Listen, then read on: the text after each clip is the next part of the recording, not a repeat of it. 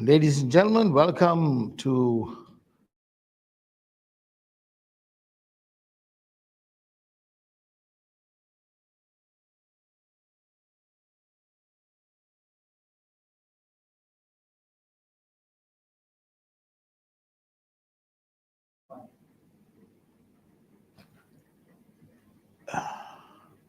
real estate practitioners, ladies and gentlemen. Once again, I want to welcome you to the Real Estate Scoop with Soma. Last month, we had to cancel because of the holidays, so we have moved it to the this month. And so we hope you will enjoy this particular session. And we have been doing live on WhatsApp all these months. So now we are doing live on YouTube.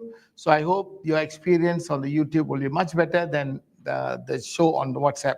So today we have got a very interesting speaker. I mean, every month we got interesting speaker, but this particular speaker has gone through the mill, has gone through the entire kaleidoscope, that's the word I wanted to use earlier, of real estate practice, and he is going to share with us what are the challenges that you're facing and how we are going to manage it and what we need to do briefly. So as usual, it's time for us to review what's happening in the market. And the first announcement that I want to make is that we have a new president who is taking over the Malaysian Institute of Estate Agents. He is none other than Mr. Kelvin Ip.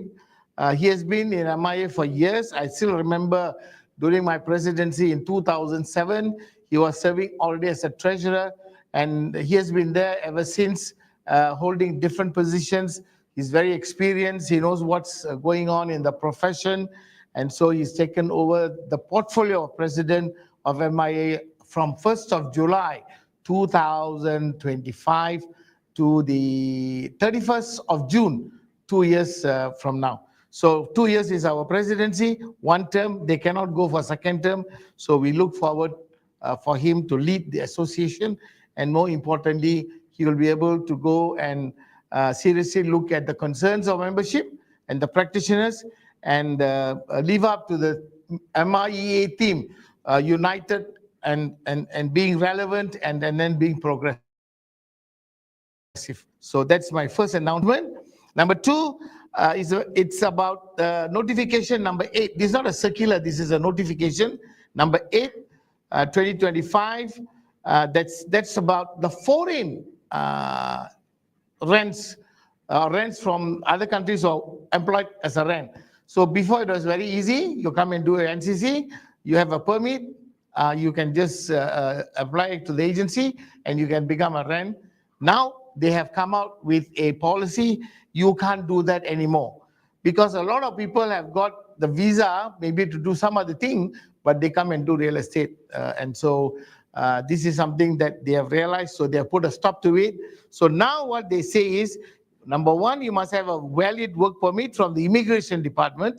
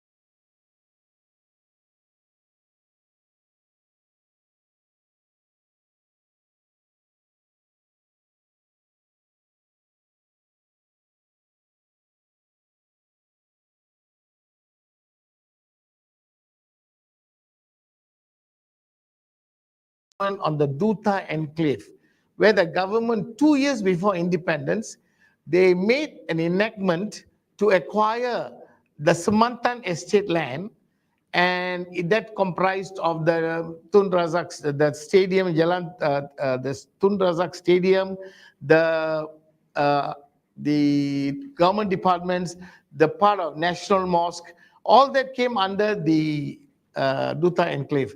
And at that time, they acquired the land for public use, public purpose, so that the embassies will come and set up their offices there.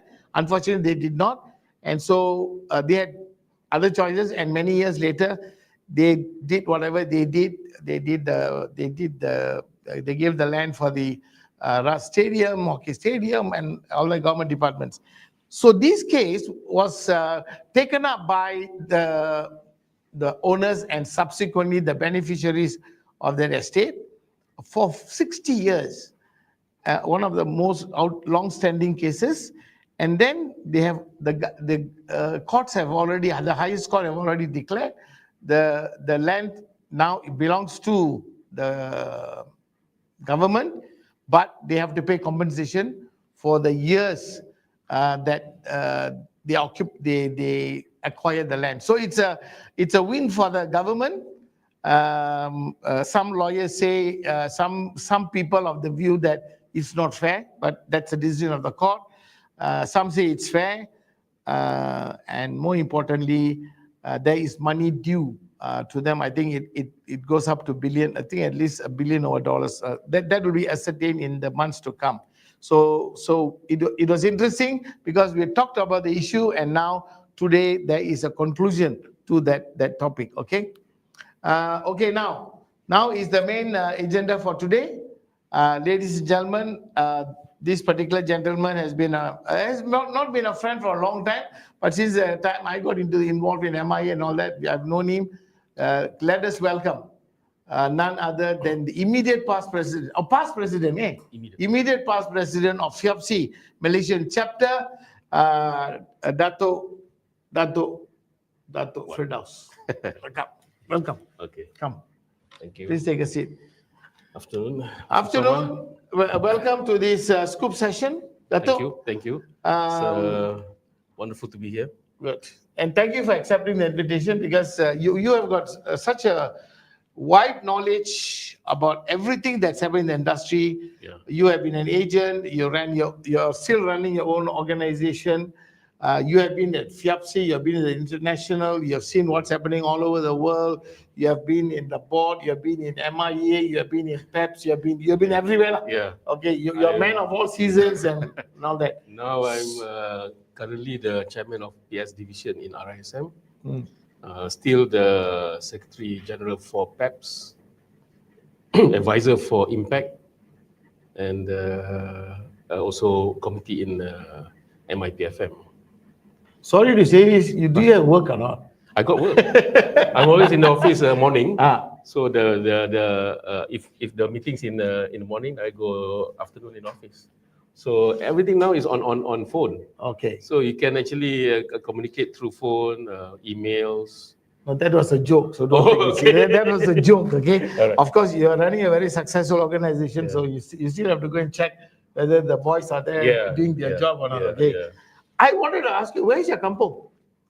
My kampung in Johor Bahru, JB. Ya lah, kampung mana. Tempat mana jaga JB? Well, not really a kampung, it's a bandar lah. I'm in town. You are a bandar boy. So it's a Taman Kebun lah those days. So now Johor is growing so fast. Yeah, it's I tend to get lost in Johor if I don't have ways. So the roads are totally different.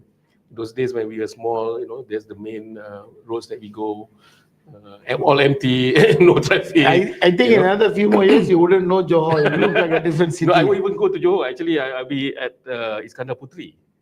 So Iskandar Putri is mainly whenever I go down, I'll be at Iskandar Putri. Okay, it's good to know. Okay, city boy. So you have experience about city life, and now you're growing up in a city. Yeah. What made you come into real estate? Okay, the funny story is that when I was small, when secondary school, doing the Form 5 thing, so we're thinking, what I'm gonna do after after Form 5, you know. So earlier days, I was thinking of being an architect, you know. So architect, funny thing is that I cannot draw portrait. Those days, you need to have a portrait and also technical drawing. Oh, before you go, You have to go there, and then we do a portrait, and that means you can draw. So freehand draw and also technical drawing. So when I cannot do that, then I'm thinking, you know, I have to find something else, you know. So one of my father's friend, he's those days like selling houses and so on. They coming over. So what you do? Oh, I'm actually, you know, trying to arrange one house to be sold.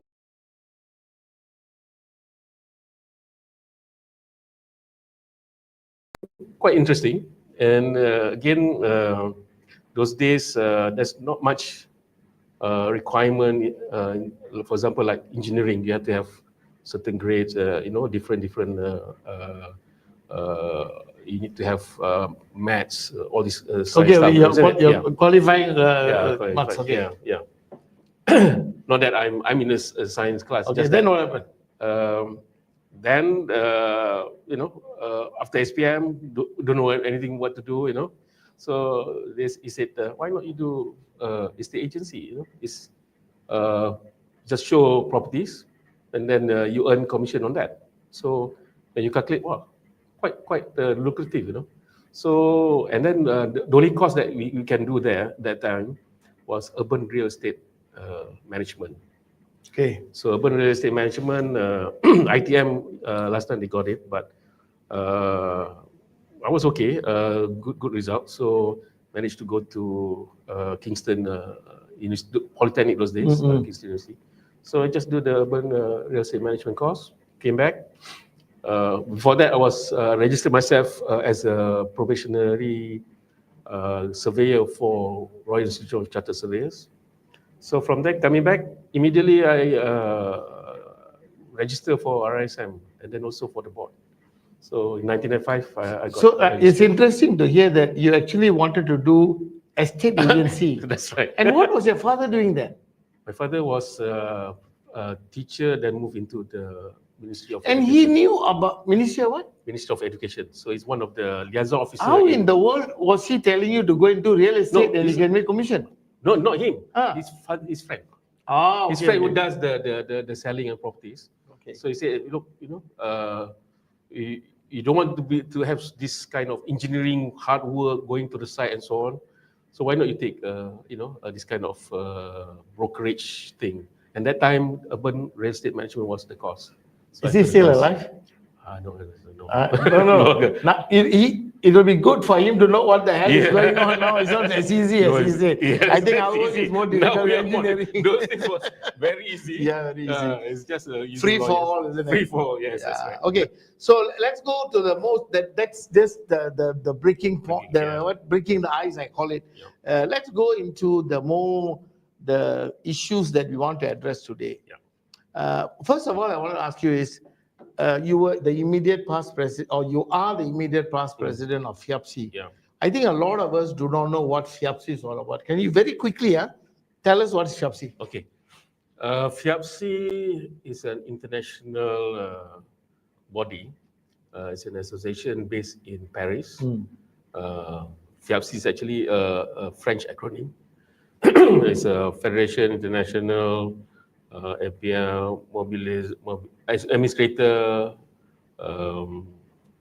Ancien Immobiliers. Immobiliers. So the French term. The French, but for English, it's actually International Real Estate Federation. Yeah. Very simple. Yeah.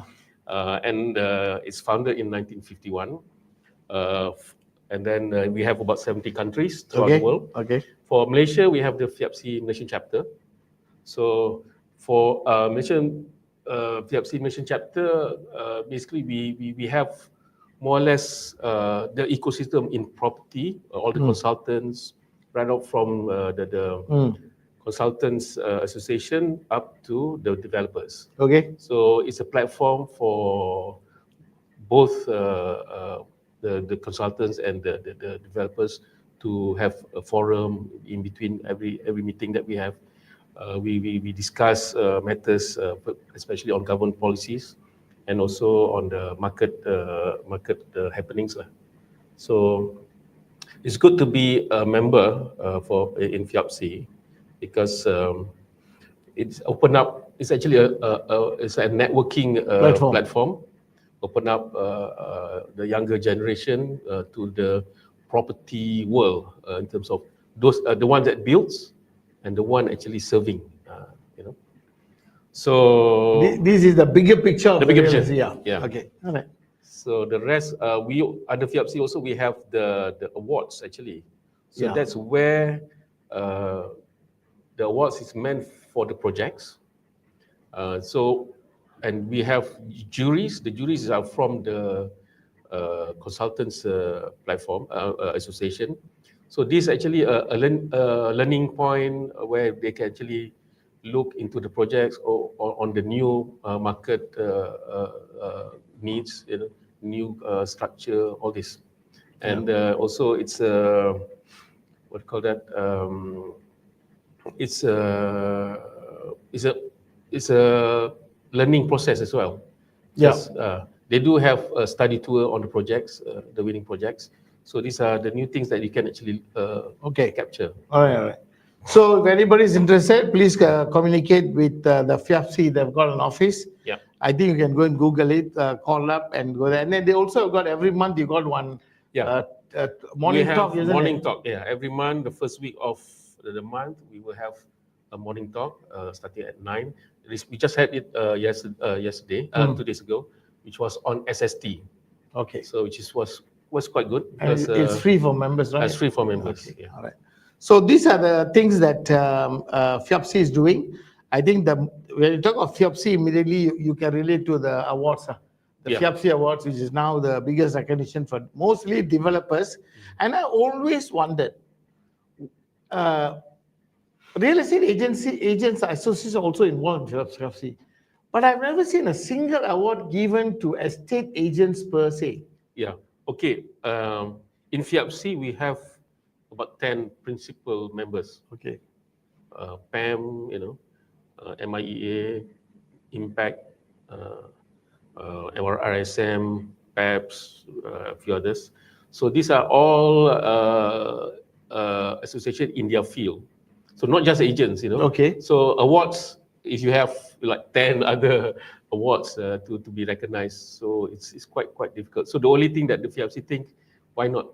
We just do on projects, which encapsulates everybody to be involved, especially when jury time, all the association members, they will actually call up their members to be part of the award team. So we have 3 jury process. The first is the members, and then the second will be the normally the presidents, and the third will be the government, the judges and all that. Yeah. Okay. I remember I was one of those who went and did a project study and recommended who should win the award. Okay, I remember. So many years ago. It's interesting. Okay, now coming back to the real estate profession, which is a thrust of the show, you having been registered as a surveyor, and then you're also a valuer, you're also an estate agent, you're also a property manager. So you've got the entire framework of estate agency experience, right? Yeah. So now, if you look back now into the real estate practice, okay, which is one of those things that you're doing in your own office. Yeah. From your experience, what are the most pressing challenges currently facing the real estate profession and the professionals at large? Okay, I would say it's very competitive at the moment, and then the way some doing things are, may not be what we are supposed to do, especially in terms of advertisement and so on. So what I think is that the regulation part, the enforcement of the regulations is not there. That's one. So the pressing one is, the other thing is that the market is so sophisticated now, complicated. The products are so much required more advisory rather than just selling. So these are the things that we need to educate our ranks on what is the procedure, how to do things, like sales funneling, Let's go into the specifics of it. When I talk about challenges, I think you are looking at three. I would want to look at three Okay. parts of the This is a deeper question from here. Yeah. Number one is we have got the practitioners, that is the rents and the rents, Yeah. and then we have got the market. The market is evolving. Yes. You can't stop You it. can stop it, yeah. And then you've got the estate agency firms at large employing negotiators to do. So if you look at these three, I wanted to focus on two. Market, you're not in control. Okay. What are the challenges the agency firms are facing? And also the negotiators, the rents. Okay. Just maybe one or two challenges that we are facing in the industry that is really affecting the growth and the professionalism of what we are supposed to do. What would you put as the number one and number two for both this group of people? So, you mean the rents and as well the firms, the firms. REAs and the firms. Okay. Yeah. Okay, let's start with the firm. The firm, for me, because I'm more or less a small and mid size, so the challenges is actually to recruit and also to retain. So that's my challenge. Okay. So what I do is that we have to create the learning platform, the learning platform, and also we have to have the software. I mean the software thing, Technology, the CRM thing, and also proper administration staff support, and to make sure that the closing, the leads and the closings are properly tackled on and also efficiently managed. So from there, we have to go on the recruitment as well as retain. Recruitment will be more on what are we can offer. So not in terms of we play on the commission part, but we just play what we have, facilities, platform. I mean, like yourself, we have a good co-working area. Yeah. So same thing as what we do. So these are the things and then we do a lot of activities. We need to have a lot of activities. So these are, for some, it's quite a challenge because it involves capital, investment from the principal. So investment of time, money. A lot of things. Developing people. And these people, once they say they are successful, they want some recognition. So again, you have this kind of recognition thing. Okay. Blah, blah, blah. Okay. I know this is not part of the question, but I think taking that answer, I like that fact you talked about the recruitment, and the recruitment is a challenge. Yeah. And retention is also a challenge. Challenge, yes. And then in between, you have to do all those things. Yes. If I take this example as a challenge for the profession, out of that 1,000, if I'm not mistaken, you got 1,600 registered practitioners, real estate agents doing this work, and firms are close to, I think, 800. Where have we gone wrong as a firm? Because I know for a fact that 98% of the agencies are small. Yeah, they're not growing. Correct. Yeah, not growing. Where is the lacking here? I think control. I think. Okay. So control can be anything. Either it's physical, proper, or you actually having the platform, you control, make sure that everything runs smoothly. So some, I don't know. I don't know about others. Maybe they are just leave it to their admin, administration, or one of the senior ranks to actually manage. So that's where sometimes managing by default. Managing by default. So that's the key, I think. And then the principal also have to have some vision. Where does he feel that in 5 years time or 3 years time, what does he want to achieve? Does he want to actually just sustain enough, or or okay, if they want to go further, higher volume and so on, what are the things that he need to do? So that's the so some I don't know what other some they feel that they are in a silo. We are uncomfortable. This is it. Yeah. You actually hit the head on the nail as far as I'm concerned, because when you said that they left it to the negotiators to run, the estate agents are the one registered, and now many are even questioning, do I need to get registered? It's a waste of time, the way things are run. And now the default comes because they already reached a certain age. Okay? Correct. So if you calculate, this is, I think I may have addressed this earlier, based on what you do talk and answer in the research, in 1981, we had around 900 people who were registered without the automatic registration. That 900 people today, if I calculate, I think 98% of them already reached the age of 70 plus. Yes. 70, 75 already. Yeah. I myself going to hit 70. I only joined I'm the second generation. Second generation. Okay. So they have given up already. They got no more vision about the organization. Correct. Yeah. But there are still some.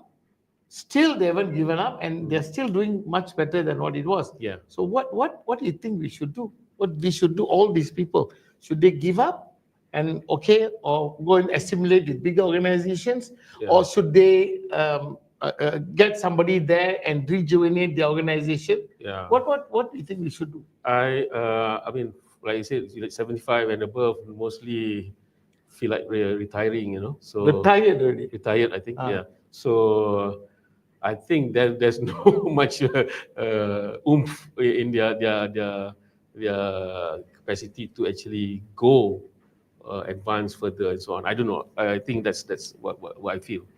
If there's a fire in you, I think from even at 75, it will keep up to the times. Make sure the technology. So how can actually progress for the company? For me, I will always look at what are the markets that I'm comfortable with, and I'm okay with it. So I will just pinpoint that market. At the same time, I have to strengthen my administration process. So that's two things. So administration process now, so much regulatory stuff that you have to comply. AMLA, now SST, then income tax. So, e-invoicing. So these are the killers. Okay. For those that they feel, I just give up. Okay. Having said that, I think the point that you said, maybe for the listeners, is the fact that you already reached that age where you've given up hope, and then now it is time to rejuvenate themselves. Yeah. They can still be retired, but they know what needs to be done. Yeah. Maybe, as you said, as we discussed, younger generation comes in. A PA now waiting. He doesn't have to set up another company. Yeah. He can come in as a partner. Let him run the show. He will do the technology. Correct. You just need to. You already made it. Again, that's one thing. Yeah. So the point here is the talents. The old agents. They have to rejuvenate themselves and not give up. Yes. So they have to find new talents, like you said. Gets second liners or second tier. Okay, now coming back to the this one, challenges with negotiators. Challenges with negotiators. So I actually managed three companies, three different companies. One is the agency, valuation, then property management. All three are totally three different animals. Different animals. Yeah. So for agency is the bigger animal, I would say. So meaning that the rents are very progressive, very aggressive, very moral, very heart driven to close to get a sale. Make the money. Yeah. And and then they want everything. Yeah, look, I work work really hard, butts out. So I want to make sure that what the company can give, I want it. So these are the things So the RAN will feel that they are there. At the same time, for us, we have to really take care. So Say again? take care Take care of what? of them, meaning that Take care of the rents, we have to Melayu cakap belai lah okay. because they're quite sensitive in a sense, Okay. So you don't you can't really, if you want to school also, you have to do a proper nicely, because they're just you touch them like that, poof, sorry, Yeah. I'm gone. The younger generation. The younger generation. I don't want to, you cannot marah-marah me or whatever not lah. So at the same time, we have to educate them as well, make sure that based on the company policy, these are the things that you should do lah. Don't then regulatory as well. Make sure that you don't sidestep, you don't do stuff which is against what our rules. So these are the things. So for RAN, these are and then to retain them, they love rewards. So these are some of the rewards that we have to actually give in terms of. How much of training do you give for your guys? For me, twice a week, normally, physical and online. So that's what I do. Yeah. So these are the things that you require. I still remember one of your negotiators won the National Real Estate Awards. One very elderly lady. Yeah, Faiza. And Faiza, and when she came on some interview, she cried because the pain she went through before she succeeded, and she knows how to take care. Yes. The younger generation. Correct. But younger generation is a total different by itself. Okay. Yeah. What would you advise the younger generation in terms of new rents who have joined? What's your advice? Having been there for so long? I think it's the same as what we normally gone through. You have to work hard. You have to have the mentor. Who's your mentor? So you learn from there. Make sure that it's follow through. I mean, don't be too guised up by this worldly stuff that you have to have, or show that you're all this. So you go on the workhorse basis. At the same time, you increase your network, your contacts, not just buyers and sellers, but also bankers, lawyers, and other agents, other rents. Which we can co-agency. So go one step at a time. Okay. Okay, we have addressed that issue. Let's come back.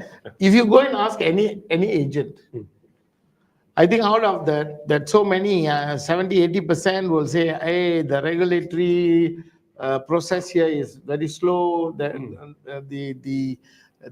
we make complaint, nothing is being done and all that. So what do you think Malaysia's current regulatory or policy landscape, does it support or hinder the development of the practice? This is a good question, I think. I should not be saying that. Yeah. But what hinders this?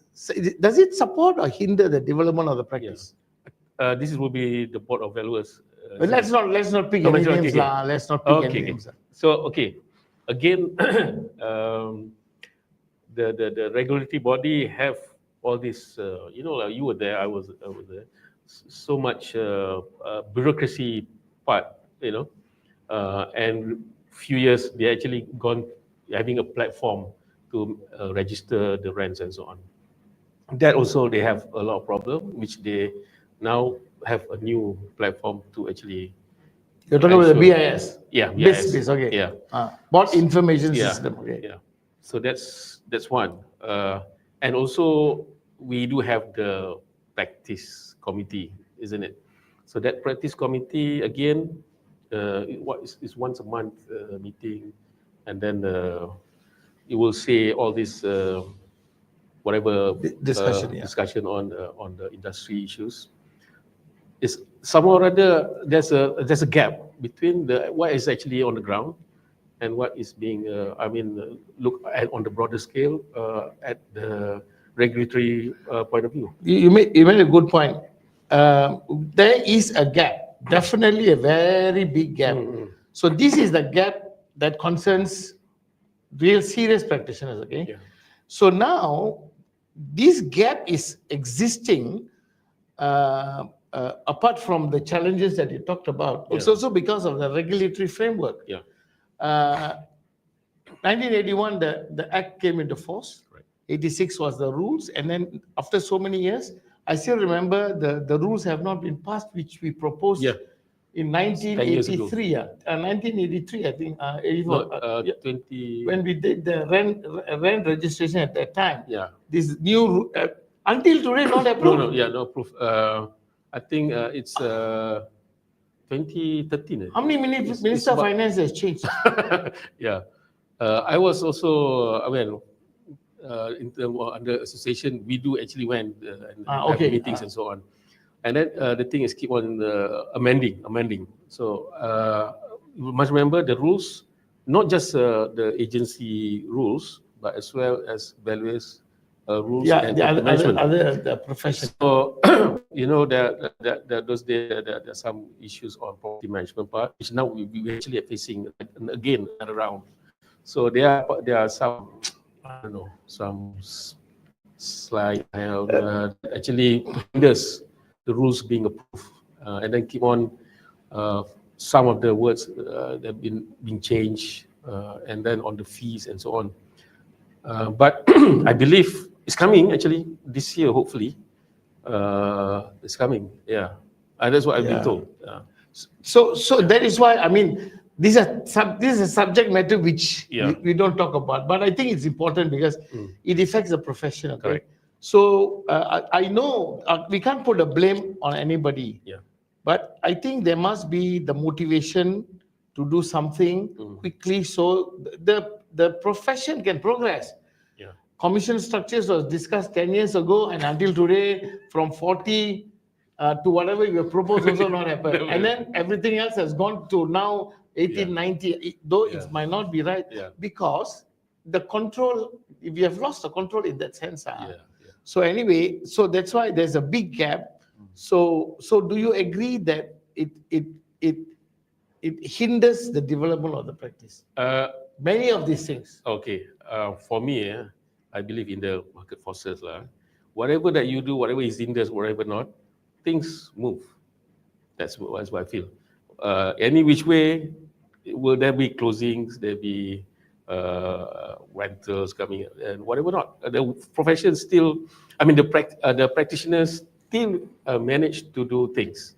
So in some way, maybe it's quite good for the practitioner, but in some way may not be good, because among our practitioners, we do have, competition thing, So I don't know. That's what. Okay. I know what you're trying to say, and I think all the listeners also understand what you're trying to say. Okay, leaving that, are we over-regulated? I don't think so. We are over-regulated. Let me see. We are.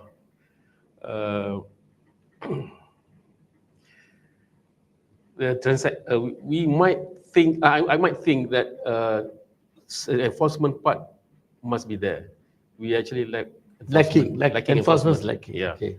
So the enforcement, I don't know how they're going to do, but again, they have to have a team. They have to make sure that the is being enforced properly.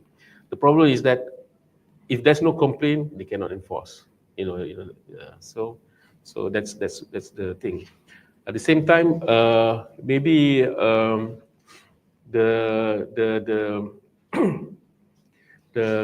what call it, the transaction part.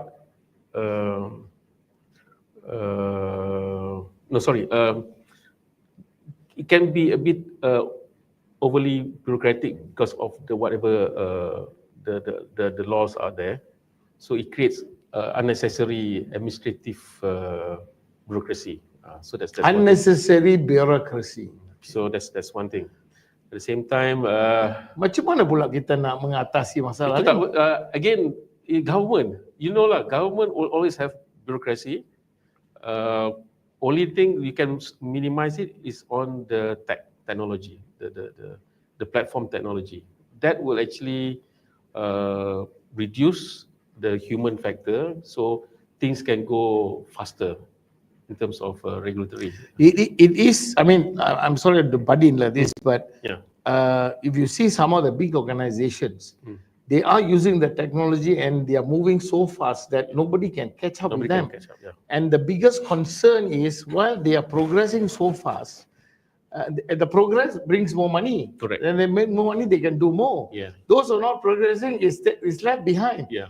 And tomorrow, this is my personal concern, having been in the profession, that we might become like Singapore, where the only few organizations are controlling this, which is nothing wrong. There's market forces. Yeah. But what happens to the rest? Yeah. They will become like REAs, like Singapore. Just REA. lah. Yeah. So that's why for I believe that I have to delegate. So I have to have my generals. So you cannot work alone. If you work alone, it's going to be like that lah. You makan seorang-seorang, makan sendiri, and then you have your rents under you, and then you train them on your own. So it's more of like micromanaged also lah. So I think you still need to have the tiering of your organization. So then you actually will hopefully go up. Before we leave these challenges all and move on to other subject, where you think we are heading in the next, say, 10 years? Where do you think the real estate profession will be? Overall, I think the bigger will get bigger. The mid-size will try to probably look into avenues of maybe merging, to keep up with the agency work. I think the market is quite large. We have so many type of agency work. Only that we are lacking is on the advisory part. We are actually just a closer or lister. So if we can actually go forward in terms of advisory work, I don't know, maybe the like consultancy lah. Yeah, you call yourself consultant. Can also. Negotiators only consultant. Perunding. Bukan kita. Okay. So you have to go to that line where the client is more comfortable to work with agency companies or agency rents and so on. Okay. Okay. So you see, your view is that the bigger companies will become bigger. The medium will continue to grow and will merge. Merge it. And the smaller ones? Smaller ones, I think they are very, neighborhood kind of agents. They're still okay. Or they're merging among themselves as well. Okay. Sorry, I don't want to use the word. Or toy lah. Okay, this is the scenario.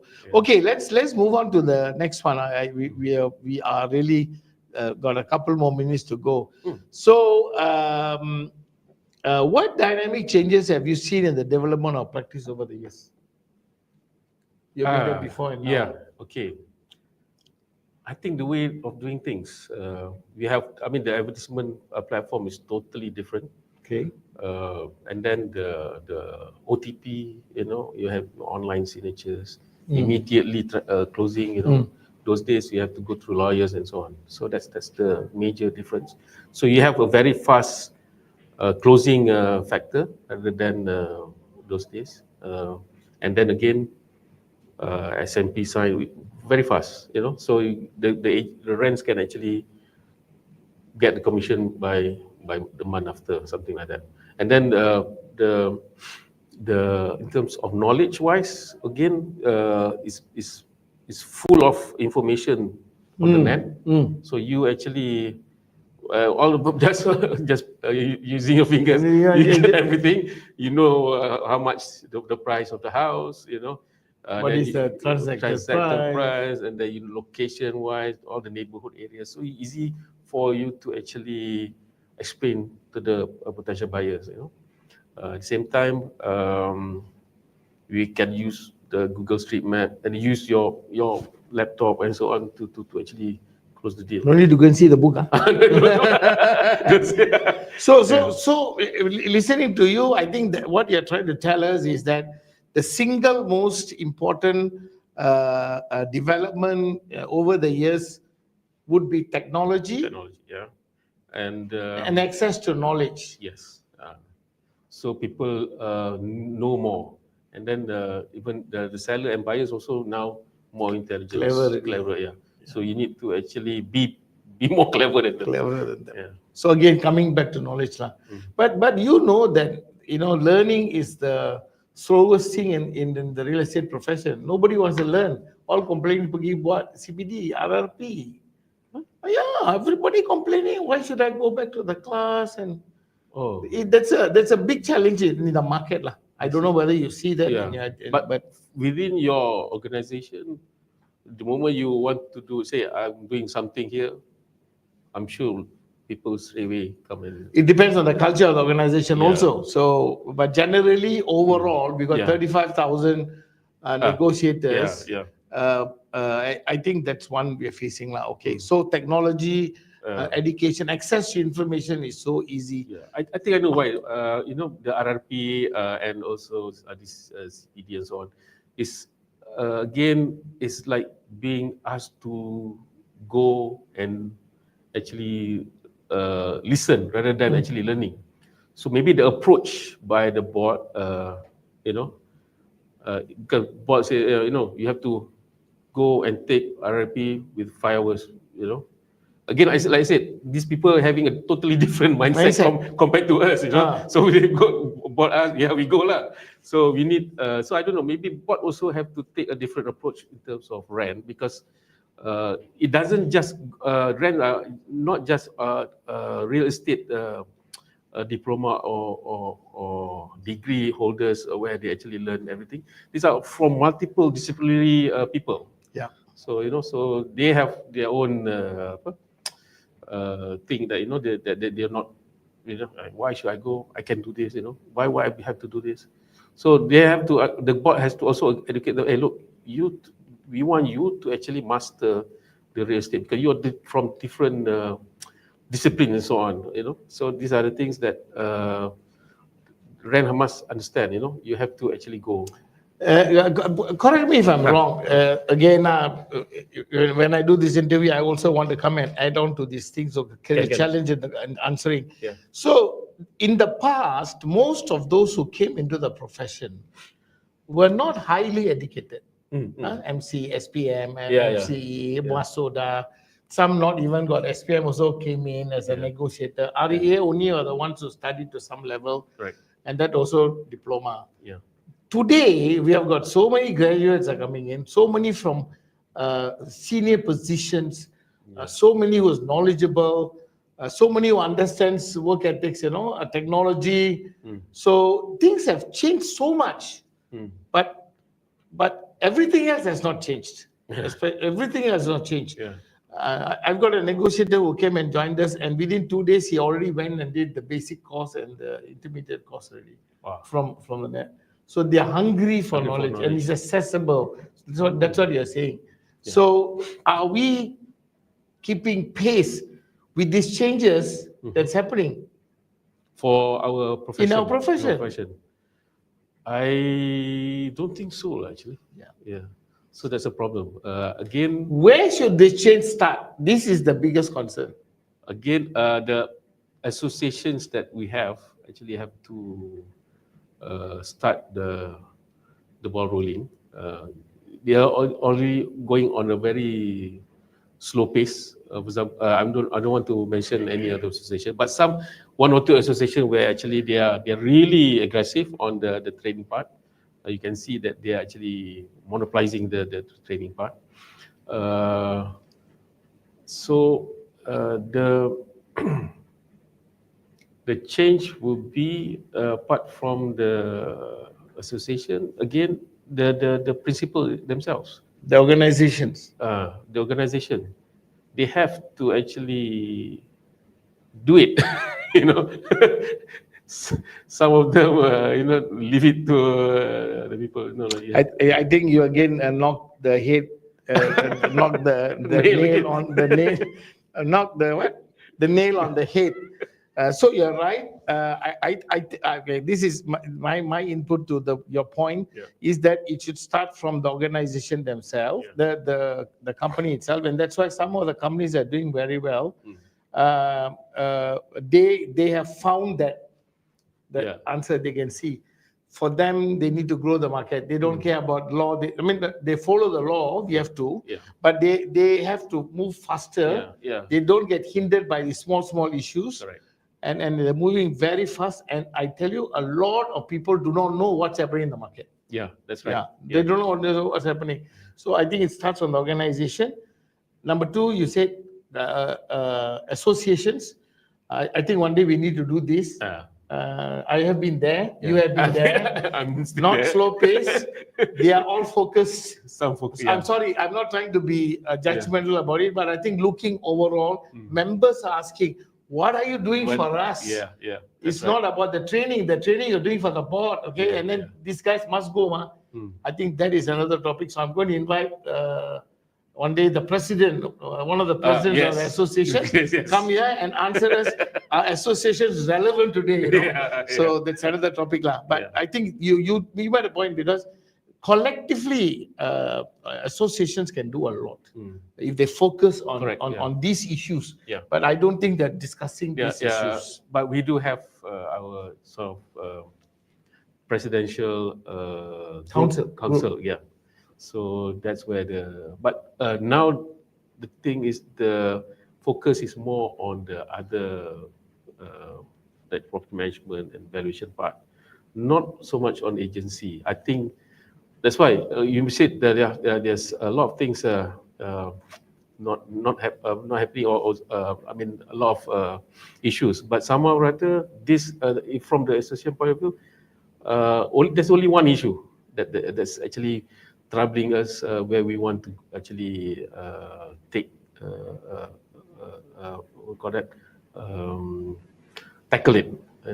So that one issue, isn't it, on our fees? Okay, I mean, I understand that, but then I always maintain that each of this profession, whether it's valuation, property management, and estate agency, are three different animals, and putting all them together and tackling all the issues together, I'm sorry, it is not going to work. It's not worked. Slow pace. All that must be separated individually because, and then you need to get. Now I'm talking about it. The professional, each of the profession in that group should handle it. Now everybody is sitting, the guy good in that. Can we do that? There is there, but the other guys are there as well.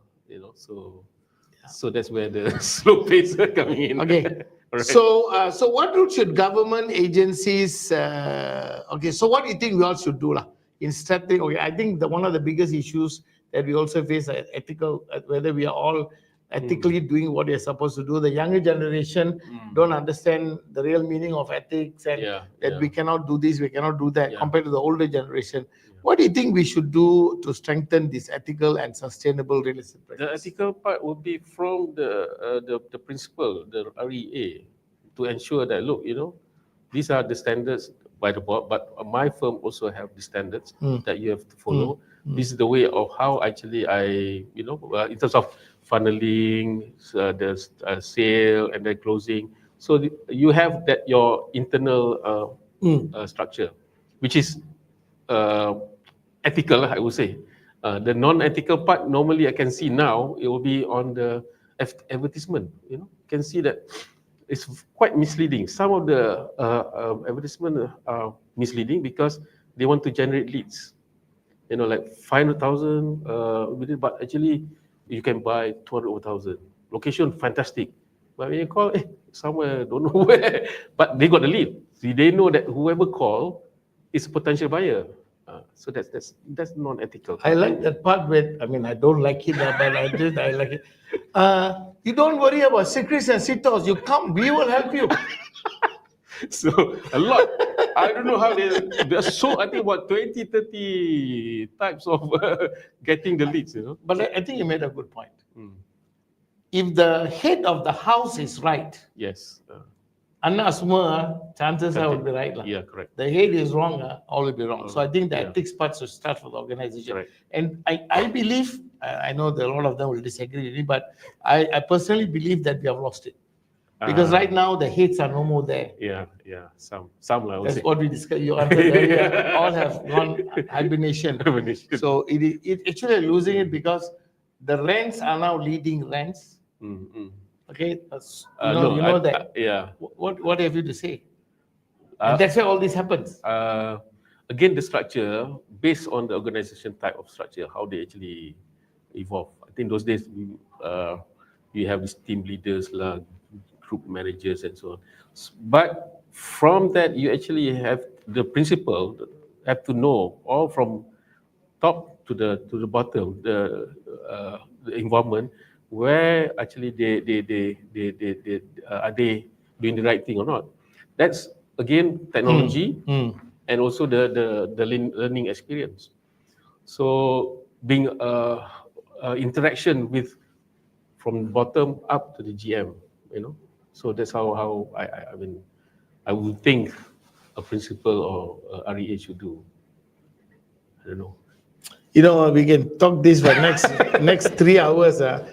We still can't resolve it. But I'm happy that you're able to come and tell us the real issues are. Yeah. Even though we're not going into detail, but I think most of the viewers who are listening, including the younger generation, will understand this. Hopefully, we can transform. And then the last question I want to ask you, as a former FIAPSI president, and also holding so many, what's your message to young real estate professionals and stakeholders watching this? Okay. What is their role in transforming the future of Malaysian real estate sector? Oh, their role.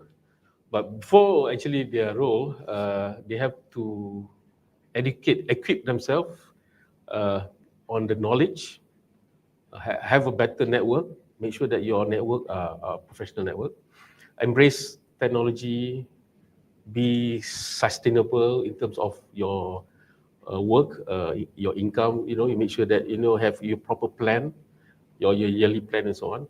And again, uphold ethics in transaction. Never actually agree on some others say, hey, look, why not you do this? Underground, underground, collect 5%, something like that. So you ensure, because your principal, your REA assists you in so many ways. You don't actually, you have to respect them. They have given you a lot of bullets, platform and so on. You don't say, why should I give you, why not I go this way? So no, it's actually, you have to, the sense of belonging has to be there. The respect, like father and son. My culture is that make sure that you call them kakak or mami so that they actually have a respect unsubconsciously lah. So that's my take lah for the new generation. Okay.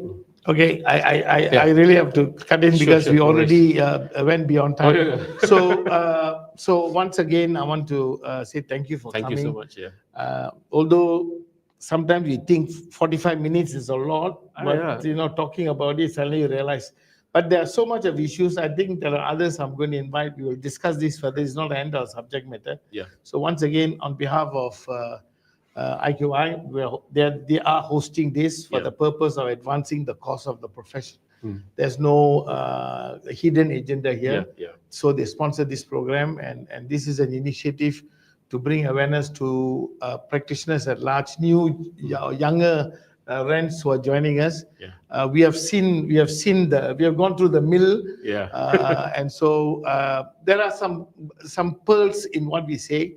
So try to listen. And the last one you said was very poignant point, which is the younger generation respect the elders, isn't it? So when you have your principal, it's through them that you get this employment. So listen to them. You can do whatever you want to do, technology and other things. But I think the rule of law needs to be followed. You need to follow the standards of the practice. So thank you very much, Dato, for coming. Thank you. Hopefully we can do another program another day. Okay, can, no problem. Okay. Yes. So thank you very much. Thank you so much. So before you leave, just a couple of announcements. The next program is going to be on the 1st of August. I'm actually spoken to 3 speakers, but all 3 couldn't confirm. So I cannot tell you who they are, but we will inform you. 1st of August, you can have one program, and the last Friday of August will be the other program. This is because we lost 1 month, so we're replacing the 1st of August. So with that, I want to ask you to go to our I always forget this QR code. Please comment, okay, so that if you like it, at least we know you like it. If you don't like it, also comment. If you're talking nonsense, also tell us, because it's our profession, so that we can grow together, okay? And we are still young, we're still learning, so I'll appreciate that very much. As you know, that we want to grow this profession. And with that, thank you very much for being with us. I know we took a little bit longer, and wish you all the best. And thank you to my team for putting this all up. And thank you to again. Thank you Thank so you. much. And Thank wait, you so let me much. give you a souvenir. You got a souvenir? Ini tak ada duit ni. Tak ada duit, Kita bagi hadiah. Okay. Okay, thank you so much. Come. Thank you. All right. Okay. Thank you so much. Thank you. Thank you. All right.